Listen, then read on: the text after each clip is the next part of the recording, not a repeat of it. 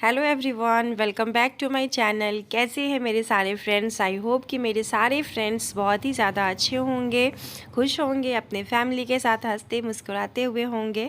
तो आज भी मॉर्निंग का टाइम है और ठंड भी है, बहुत ज़्यादा ठंड है। तो बस यहाँ पे जो सुबह सुबह काम होता है, सुबह सुबह जब मैं घर की सारी क्लीनिंग्स कर लेती हूँ तो मुझे लगता है कि मैंने सारे काम कर लिए और पूरा बेड वेड मेरा ठीक रहना चाहिए, कपड़े उपड़े सारे ठीक रहने चाहिए, क्लीनिंग्स होने चाहिए, झाड़ू पोछा। तो मुझे लगता है मेरा सारा काम हो गया। तो सुबह उठ के पहले मैं यही सब काम कर लेती हूँ, उसके बाद ही कोई जो बाकी का काम है वो मैं आराम से करती हूँ। और आप सब कैसे हैं ज़रूर बताइएगा। बहुत कुछ ताना मैंने मतलब सहा हुआ है लाइफ में। जैसे कि मुझे बहुत सारे ऐसे कमेंट्स भी आते रहते हैं कि आप कितने अच्छे से अपने रूम को ठीक कर लेती हैं, बहुत टाइमली काम कर लेती हैं, आप इतनी सुबह में उठ जाती हैं। तो देखिए, मैं आपको एक बात बताऊं कि जब इंसान के को जब जिम्मेदारी कहते हैं ना, जब जिम्मेदारी होता है ना तो वो सब कुछ कर ही लेते हैं। आपको अगर लगेगा कि नहीं मुझे ही करना है, ये सब मैं ही करूँगी तो कर लूँगी। बहुत ताना मैंने सहा है इस चीज़ के लिए। जब मैं शादी करके आई थी ना, ससुराल था उस टाइम, आप सोच सकते हैं मैं मायके से मतलब शादी हुआ और मैं ससुराल आई, तो किसी भी लड़की को थोड़ा सा एडजस्ट होने में जो होता है ना, थोड़ा सा एडजस्ट होने में टाइम लगता है। लेकिन बहुत ससुराल वाले होते हैं जो ये बात समझते हैं कि हाँ, लड़की को थोड़ा सा टाइम लगता है। लेकिन मेरे ससुराल वाले को ये चीज़ समझ में नहीं आता था कि हाँ, वो मतलब थोड़ा सा टाइम उसको लगेगा ससुराल में एडजस्ट होने में। मतलब सबको ही होता है ऑब्वियसली। मेरे भाई है, मेरे भाई का भी शादी होगा तो उसकी भी वाइफ को ससुराल में सेट होने में टाइम लगेगा। ये चीज़ मैं जब समझ चुकी हूँ, मेरे फैमिली भी समझते हैं तो सब कुछ समझेंगे। लेकिन मेरे ससुराल में ऐसा कोई नहीं कोई समझता था कि हाँ भाई, मतलब कि मैंने घर में कुछ भी मतलब ऐसा कुछ भी हेडेक वाला काम मैं नहीं किया, मैं धीरे धीरे सेट हो जाऊंगी। और धीरे धीरे मैं अच्छे से सेट हो चुकी हूँ और आज अपने फैमिली के साथ बहुत ही ज़्यादा मैं खुश हूँ। और मतलब अब यहाँ पे अररिया में आप देख सकते हैं जहाँ पे मैं रहती हूँ, वहाँ पे मैं किस तरीके से रखती हूँ अपना घर, अपना सब कुछ बसा के बहुत ही ज़्यादा अच्छे तरीके से मैं सब कुछ यहाँ पे मेनटेन करके रखती हूँ। लेकिन मुझे ये सब चीज़ के लिए ना ताना ना बहुत ज़्यादा सुनने को मिला है बहुत ज़्यादा। इनफैक्ट खाने के ऊपर भी मेरे बहुत सारे मतलब कमेंट होता था, जब कि सबका खाना बनाने का तरीका ना अलग अलग सा होता है। मेरे ससुराल में ज़्यादा करके क्या था कि ना उन लोग के खाना बनाने का तरीका थोड़ा सा अलग था, मेरे मायके का अलग था, सबका अलग अलग होता है अपना अपना। तो मैं जब वहाँ में जब खाना भी बनाती थी ना तो उस पर भी बहुत लोग बहुत कुछ कमेंट्स कर देते, तो बहुत लोग बोल देते हैं। आप समझ सकते हैं कि जब एक इंसान मेहनत करके खाना बना रहे हैं और 10 आदमी जब खा के मतलब आपकी अगर थोड़ी सी यार सोच लेते कि हाँ वो भी नई नई आई है, उन्हें उसको नहीं उतना पता है, धीरे धीरे एडजस्ट हो जाएगी। मैं सारे लोगों को ये बात नहीं बोल सकती, बहुत ससुराल वाले ऐसे होते हैं जो इस चीज़ को समझते हैं। क्योंकि बहुत लोगों को मैं देखी हूँ तो वो लोग बहुत कुछ समझते हैं कि नहीं भी नई नई आई है, जितना कर रही है उतना ही बहुत है, धीरे धीरे सेट हो जाएगी। तो लोग अगर अपनी जैसे अपनी बेटी के बारे में समझते हैं तो वैसे बहू के बारे में समझने लगे तो बेटी बहू में फ़र्क नहीं होगा। और जितनी भी बहू है ना जिसको प्रॉब्लम होता है ससुराल जाने में शादी के बाद, आई थिंक उन लोगों को नहीं होगा। मैंने बहुत कुछ झेला है, बहुत कुछ ससुराल में झेला है। ये खाना ये अच्छा नहीं आता है, ये नहीं आता है, बनाने का ढंग नहीं आता। दाल की पूरी पे बाप रे, एक बार तो मेरे ससुराल में ना दाल की पूरी पे तो बवाल हो गया था मतलब यार दाल का पूरी ही नहीं बनाने आता, इसको दाल का पूरी ही नहीं बनाने आता, मतलब हद है। मतलब मैं आपको क्या बताऊँ। तो कल एक मुझे कमेंट आया था, कल जो मैंने वीडियो डाली थी शीतल जी का कमेंट आया था। तो शीतल जी का कमेंट था कि आपकी सास को आपकी बेटी प्यारी, उनकी बेटी प्यारी है इसीलिए वो नहीं आती हैं। देखिए वो मेरी सास का मैटर है कि उनकी बेटी उनके लिए प्यारी है या बेटे प्यारे हैं। तो शीतल जी, मैं आपको यही बात बोलना चाहती हूँ कि थैंक यू सो मच कि आपने कमेंट किया था और आप मेरी वीडियो देखती है। बहुत लोग कमेंट कर रहे हैं लेकिन पता नहीं क्यों नोटिफिकेशन में कमेंट आ रहा है और कमेंट पब्लिकली शो नहीं कर रहा है। तो इस बारे में किसी वीडियो से मैं अच्छे से आप लोग से बातें करूँगी। जो लोग बहुत लोग जूही हिना जी और अनुपमा पांडे जी, ऐसे ऐसे करके ना बहुत सारे कमेंट है, खुशबू जी, बहुत सारे कमेंट्स हैं जो मेरे नोटिफिकेशन में शो हो रहा है और पब्लिकली शो नहीं हो रहा है। तो उसके मैं बात करूँगी क्यों नहीं हो रहा है। मतलब मुझे खुद भी समझ में नहीं आ रहा है कि बहुत लोग कमेंट है ना वो शो नहीं हो रहा है पब्लिकली, सिर्फ नोटिफिकेशन में आ रहा है। तो मुझे समझ में आ रहा है कि नोटिफिकेशन में आ रहा है, बस पब्लिकली किसी का कमेंट शो नहीं हो रहा है। तो देखिए क्या कर सकते हैं, आज के टाइम पे मैं अपना घर पूरा खुद संभाल रही हूँ, टोटल घर में खुद मेंटेन कर रही हूँ, सब कुछ कर रही हूँ।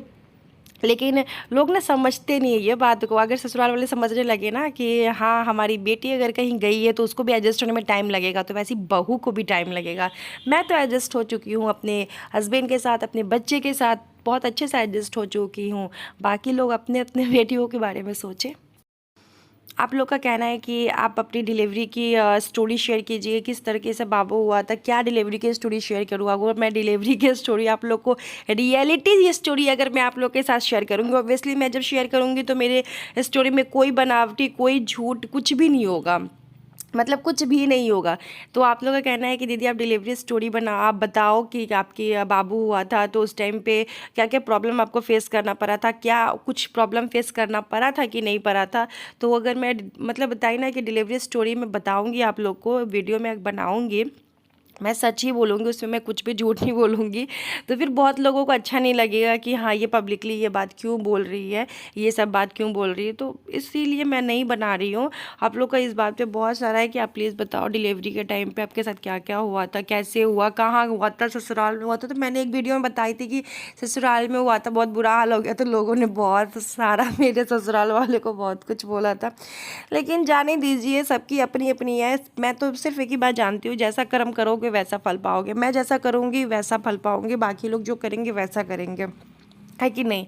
तो फिलहाल मैं अभी देखिए सबको सबके साथ एडजस्ट होने में टाइम लगता है। मैं अपने यहाँ पे शादी के बाद, मेरी शादी हुई थी 2017 के जून में, 18 जून को। और 3 महीने बाद मतलब 6 सितंबर को मैं बहुत ज़्यादा परेशान हो गई थी। एटलीस्ट मैं वहाँ से बहुत ज़्यादा हेडेक परेशान हो गई थी। तो मैं अपने हस्बैंड के साथ चली आई थी सितंबर को ही, मतलब 2-2.5 महीने बाद ही मैं यहाँ पे सितंबर में 3 महीने बाद, शादी के 3 महीने बाद मैं यहाँ पे राहुल जी के साथ, यहाँ पे जहाँ पे राहुल जी का जॉब है वहाँ पे मैं चली आई थी। उसके बाद में अपना धीरे धीरे मतलब सब कुछ सेट हो। तो हस्बैंड तो ये चीज़ समझते थे कि हाँ इसको भी नया नया है, ये सब कुछ सीख लेगी खुद ही।